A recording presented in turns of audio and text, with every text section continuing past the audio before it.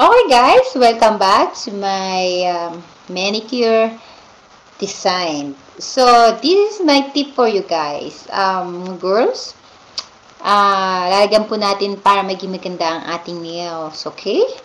By the way, kailangan po natin ng mga glitters. Ayan. Kailangan po natin ng mga ganitong product.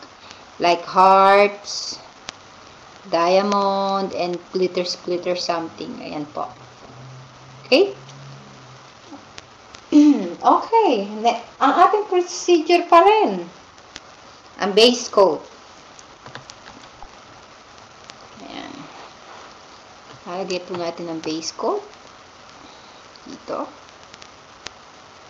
Tulad ng sinabi ko po sa inyo, ang tip ko po, para maging maganda pa rin ang inyong nail polish, hindi kagad natutuyo, ilagay nyo ho sa rep.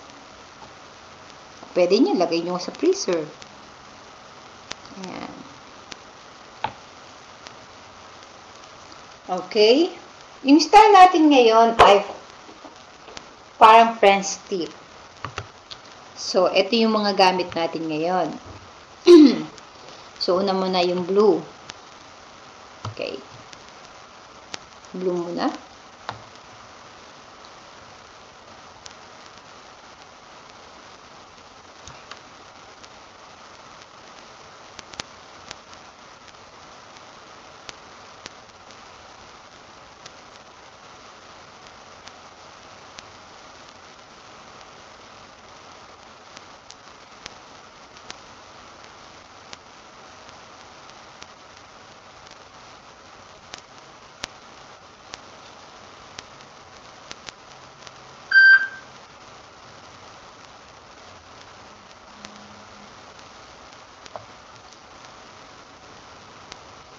Ayan.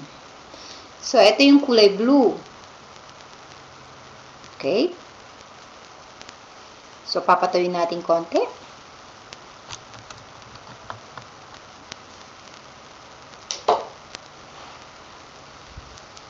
Ayan. Tapos, sa gilid niya, lalagyan natin ng white.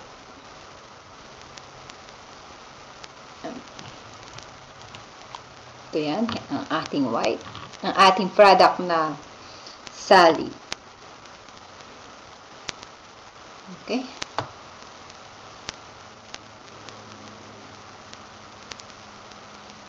Siyang ilalagay natin dito.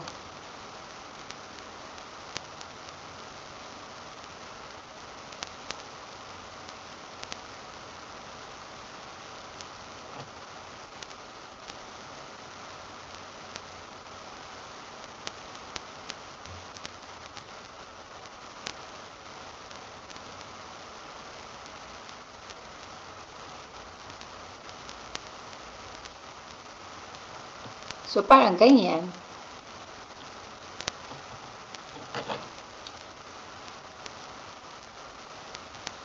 So, lalakihan po natin.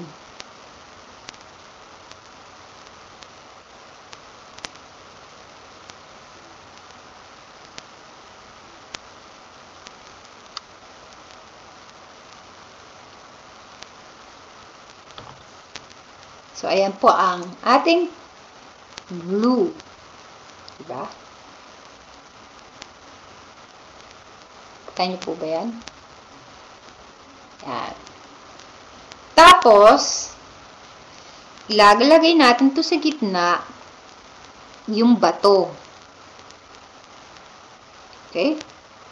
Kasi one coat lang ginawa ko. Okay? So, sa gitna.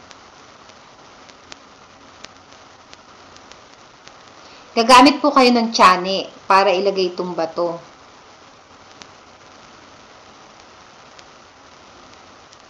So, magiging ganyan siya ngayon. Di ba? May bato. Ayan. So, pagkatapos natin yan, ilalagay natin ang ating top coat. Sa kanya po ilalagay yung top coat na to. Okay?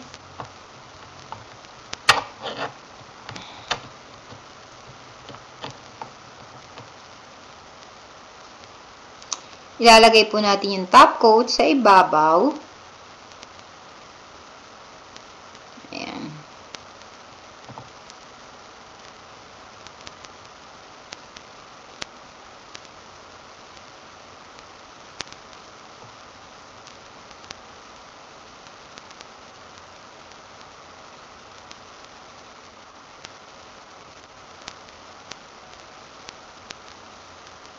Kalat.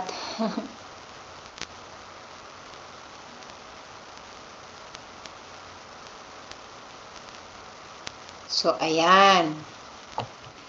Ayan na yun, natapos natin ginawa. Ayan. Magiging ganyan siya ngayon, di ba? Magandang style. May bato, yung inyong kamay. So, ganun lang. Ayan lang yung mga tip. Pwede kayong gumamit ng sticker. Pwede kayong gumamit ng mga, pwede nyo i-design. Smiley. May nabibili po yan sa mga leading store. And then, pagkatapos po nun, lalagyan po natin ng quick dry. Ayan. Para madaling matuyo.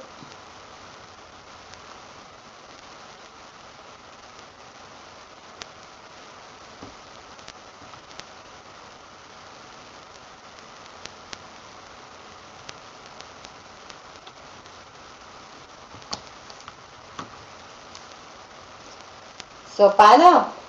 Yun lang po. So, I wish na gustuhan nyo po ang aking nail polish with design. With ruby. Yan. Kasi July ako, so ruby color siya. Okay, see you po. Sunod ulit. Bye!